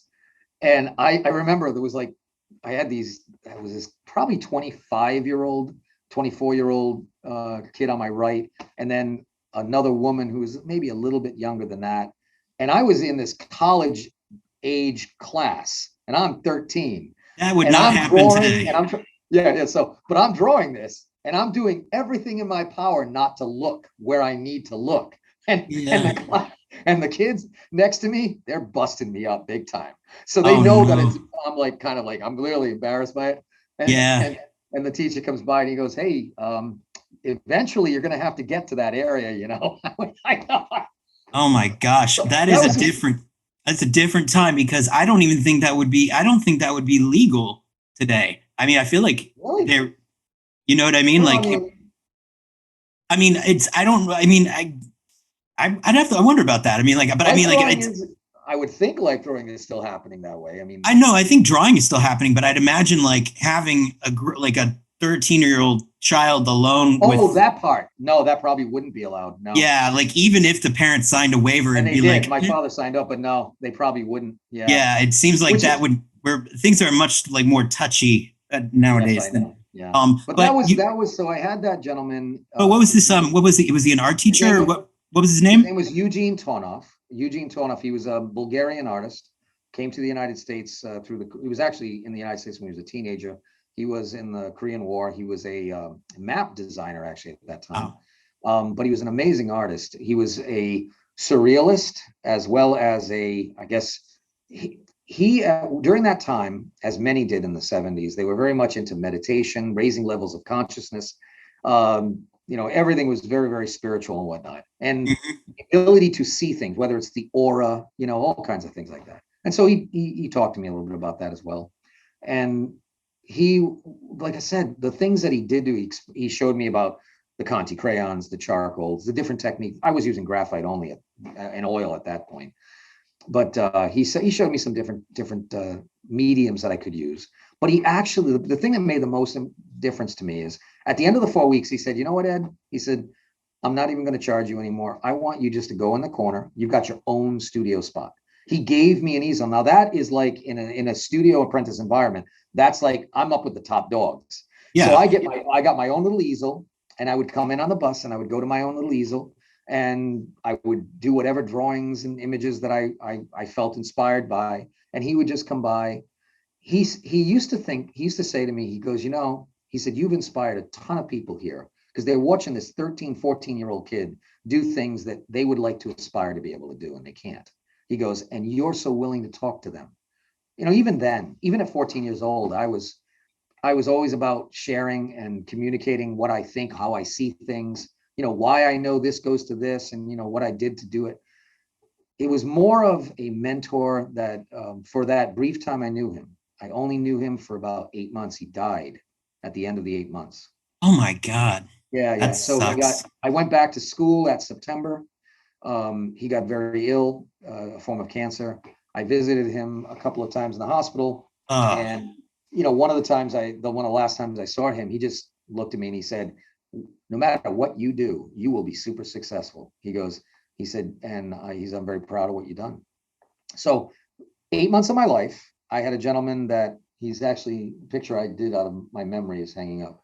He's I guess that would be the that would person. be the You know, person. I Yeah. would have to say it was this one brief moment in my time. And it wasn't so much art instruction as it was just somebody who finally let me be me, you know, finally let me explore my own creativity and gave me a place of prestige and recognition in his own place. And I never had that ever since, but didn't matter because I, you know, like I But you said, got it as brief as pulled it it out. was. Yeah. And I always say karma comes all the way around every time.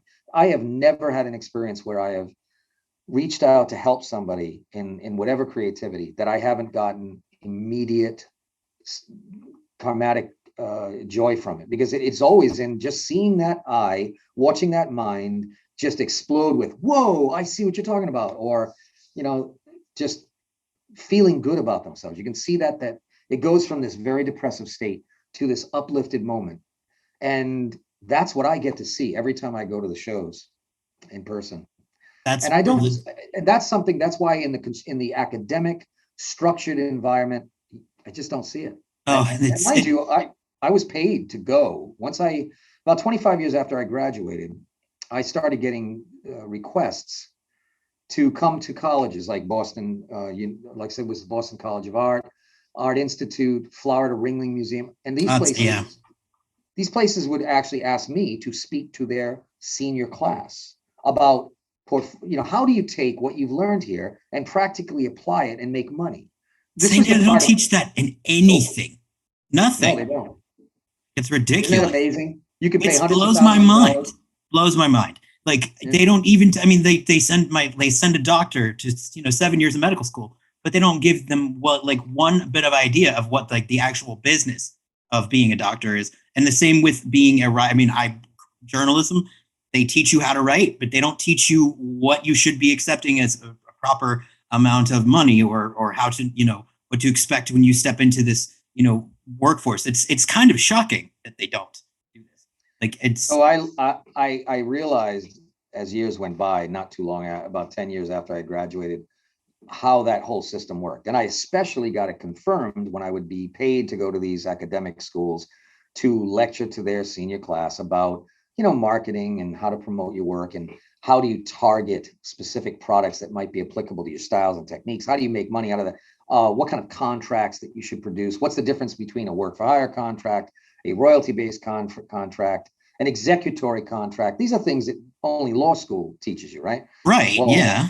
Yeah. so because I was very thorough at things in life, I wanted to learn. Now, I always learned the hard way. It would take me one time that I didn't have the proper clause in a contract that I'd realize, you know, because then you got somebody that's screwing you. Yep. Then you're So fucked. Yep. you learn from that and you find out why that happened. Well, they don't like that. They don't want to educate.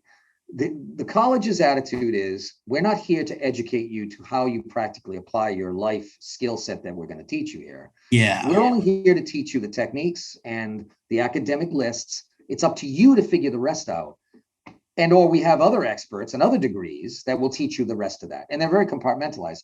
But when it Yeah. comes to illustration and publishing, a larger percentage of the colleges are funded mainly by both book publishers and in the case of art departments. I watched it happen when Adobe started financing most of the art departments, that is the illustration department, and how they completely took over the curriculum because they were promoting their products. There was no room. That's why they commissioned me to come in and paid me $1,800 to seminar for a day to their classes. And I'm like, this is ridiculous. You paid how much money and nothing? They never talked about going to conventions. They never talked about trade shows. Well, no, that's not up to you, because they want them very dependent on the publishers and the manufacturers, those that finance those colleges. Because now the less educated an artist is about contracts, the more vulnerable they will be, therefore the more malleable, and inevitably the contracts now are in the upper hand to the manufacturer and the publisher. And they wanted that forever. And the more educated we become, the worse it is for them. It's it's like, I didn't want to think about that, but that is probably the reason why it's not taught across the board, because there are systems in place that they thrive from the ignorance of people. Yes. It's so frustrating, because I feel like if you did actually include that in your curriculum, if you did, I think that it would end up benefiting people, because it's just a healthier, like, everything, right? It's just a healthier place. But all that sort of snake in the grass, like, things that if you did that, you'd be empowering the individual and potential employee or future freelancer. Now all of a sudden the publishers, manufacturers got to pay a higher premium, because educated artisans, I don't care if it's music or otherwise, it's pretty much everything, it seems like. Everything. If they're educated, now they're going to come to the table with a little more understanding of what they're really worth. And now all of a sudden the companies are going to have to negotiate. They don't want to negotiate. It's such a Hasbro didn't want to negotiate. Hasbro never wanted to negotiate. They fought really hard to not negotiate. So the last thing they want is a guild, if you will. I call it a guild because to say union, oh God, everybody. It's charged. It's a charged thing to say. Yeah. So we'll say guild, an organized group of like people in the same industry who recognize the amount of time, talent, training that it takes, that comes to the table and says, I am able to give you what you need to get this product to marketplace, but you're going to have to pay me a professional wage to make that happen. Otherwise, you shouldn't be doing the product. If you can't figure out in your budget to pay us, then you shouldn't be doing it in the first place. Oh my God, they can't. What do you mean you're not doing it for exposure? What do you mean you're not doing it for exposure? Don't you understand the value of exposure? Look, I know, right? I'd be like, I can expose myself anytime I want, like. Yep. Thank you. So I did.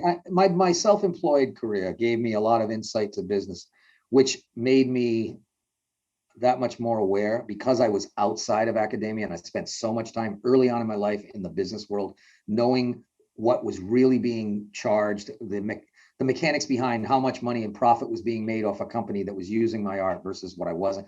And I started recognizing that. And then I became I was in control. When I did a deal with a company, I would negotiate higher rates than any other artist.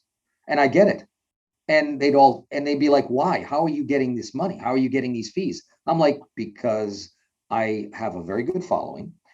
The public believes what I do is something they want. I make it clear to the companies I'm negotiating with, here's what I've already done. This is my audience. This is what my audience will do for you. This is what your audience will see in my work. It's up to you to decide whether or not paying me a professional wage is worth your while. Maybe, it's a premium. And I'm not the one that makes the decision. They made the decision to say yes to me. All I know is if they keep saying yes to me and they keep paying my price, then clearly I'm doing something right. Yeah. Yeah. It's, do you ever think, you're so well spoken about this, you're so well thought out about this. Do you ever think that this is something that you could write about, like a book or something, where you sort of talk about the ins and outs of the industry and what should be known? Because one of the most beneficial chapters I read about business ever was in Tori Amos's autobiography, where she talks about the difference between gross and net and all these things you need to pay attention. I feel like there's a really underserved market for that kind of information. There is. Yep. So I offer that all the time, both in person and on my Patreon, especially. So I even did it on YouTube for a little bit. But that's one of the examples. A lot of the artists that I have, artists that follow me on Patreon, as well as collectors, and even the general public and audience will say to me, you know, I see your stuff on blankets and on these kinds of products, cell phone products. How are you making a living with that? And I'll tell them how it works. I'll tell them the mechanics behind. Here's what the acceptable percentages are in licensing. And at what point do you say it's no longer worth the license? Well, there are things called exclusive license, non-exclusive, product exclusivity versus non-product, you know, how you copyright something, how to make it so that if you've registered your copyright, you have the ability to capture statutory damages, legal fees paid, all of these things that you got to be following, you know, USC 17 to be able to understand what is within your protections, the things that have changed recently that you have to be aware of. Many times in my life, oh my God, I'm ripped off every day on Amazon and eBay. I'm constantly, you know, my collectors are always notifying me. Just recently, someone's knocking off the Nicol Bolas playmat that's behind me. You know, so I'm having to always send out DMCAs and legal letters and all. But I have to tell them, this is some of the things you got to go through to protect your IP, your intellectual property, and to be able to, because that is your income, that's your investment, that's your portfolio, that's your retirement fund. And I always tell people, I go, you know, when I get a commission, the person commissioning has an idea, a concept of what they want. Sometimes it's their game character that they've role played. Sometimes it's just an image from something that they were when they were really young, that they were always fascinated by, or that's something they wanted to always see put together that hasn't been done. Sometimes it's representations of themselves and their loved one. Right. Whatever the case is, I'll always say to my customer, I'll go, okay, so I can make this piece satisfy what you need, but with the creative freedom that I may have, if you allow that, I can make it also be appealing to the general audience. Now, when that happens, I'm able to license it for products. I'm able to produce it into different things. You get the one of a kind original. I'm able to make more money in the long run. I'm able to save you money on the commission.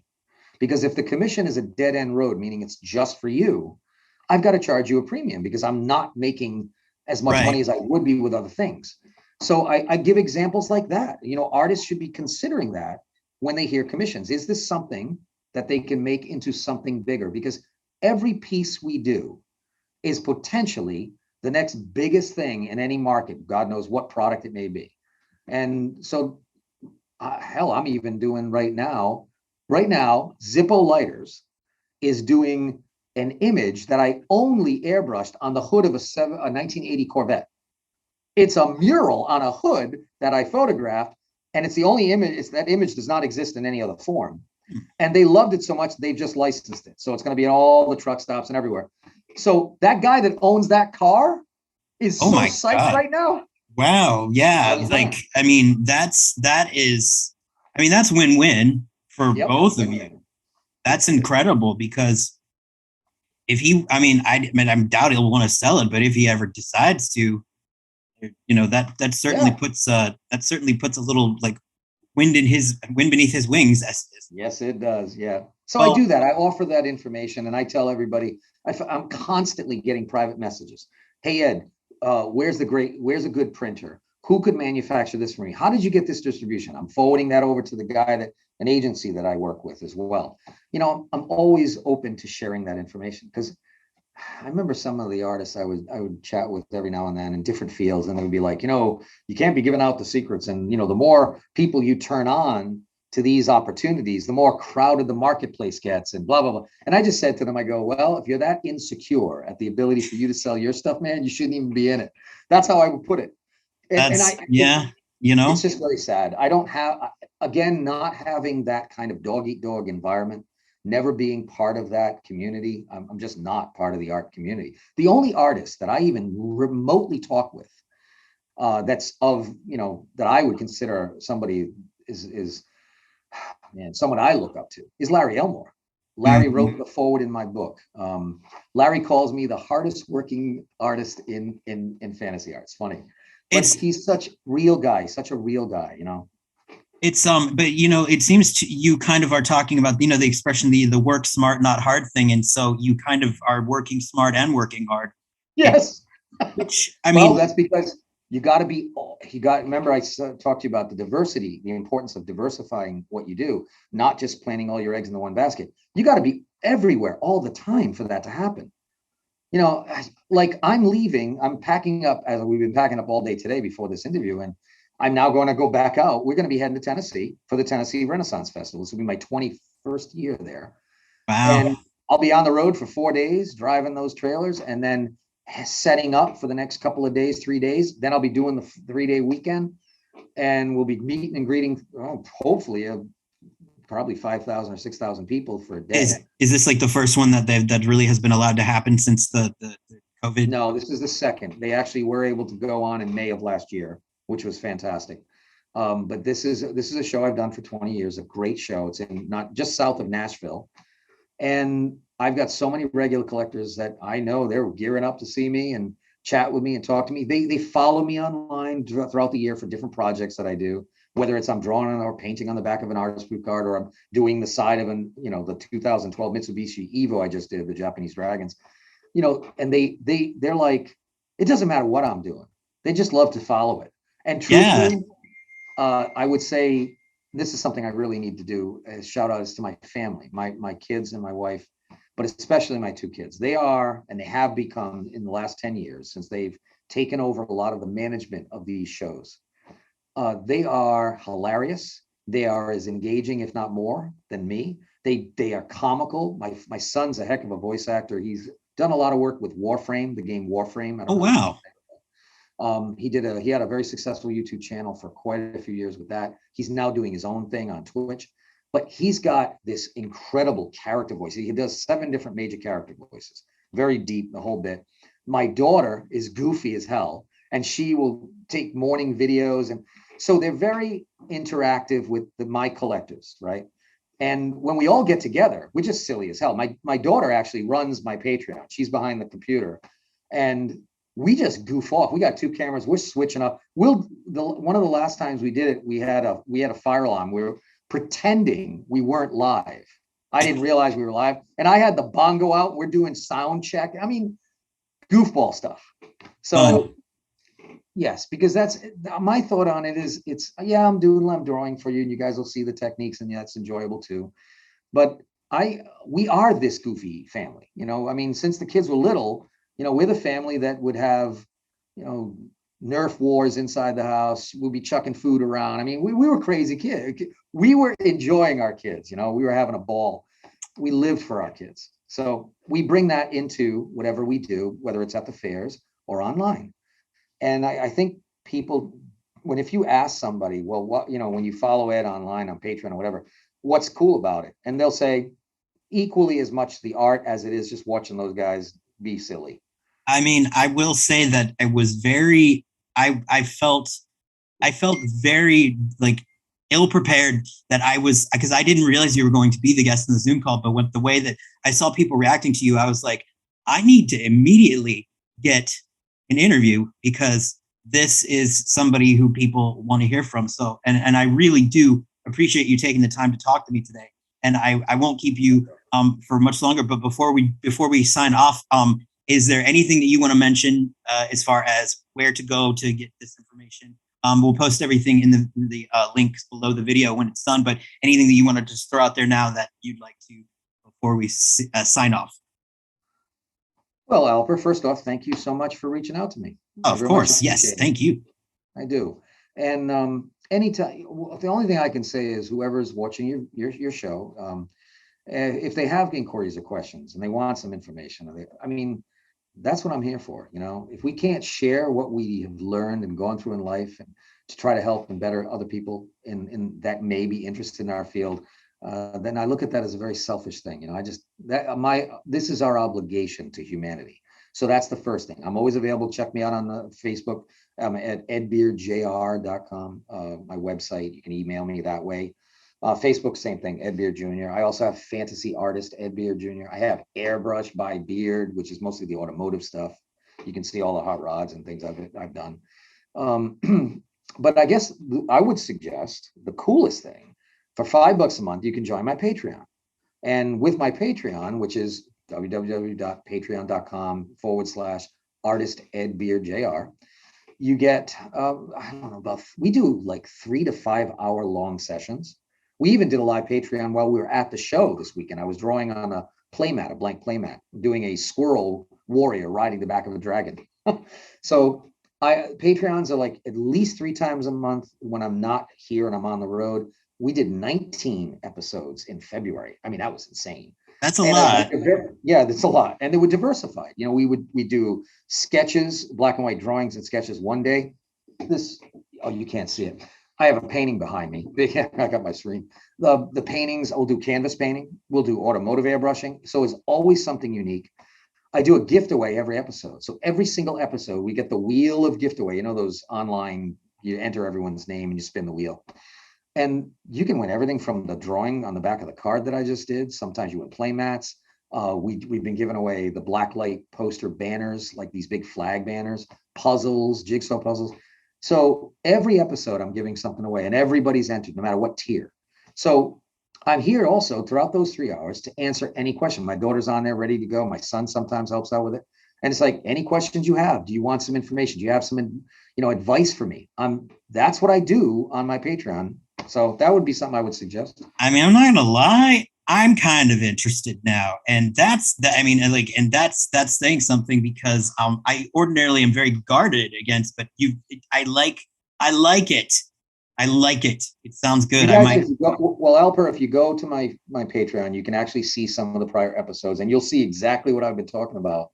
Because we've posted some for the public to get a taste of what I do. It might happen. When I say might, I'm saying it's probably going to happen when I'm done, but I'm not. This is totally like I'm not. This is not some sort of like I'm pitching it like this. I just am actually genuinely curious. So Well, we'd love to have you, Alper, because I'll tell you what, too. You got a good mind on you. You ask a lot of great questions, very in-depth questions, and those are the kind of questions I love to answer. Because they get everybody thinking, they get everybody talking, and that gets all the rest of the audience thinking.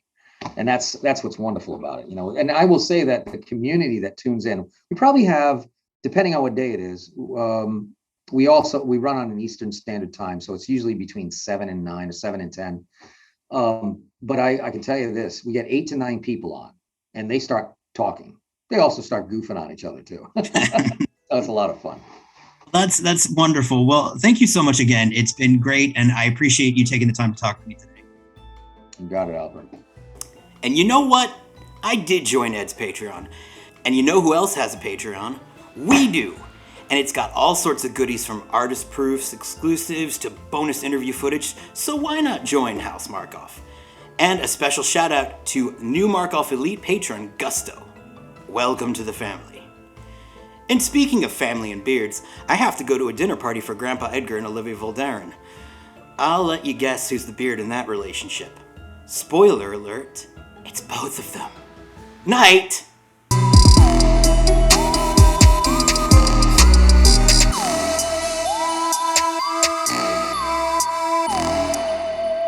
Bye-bye!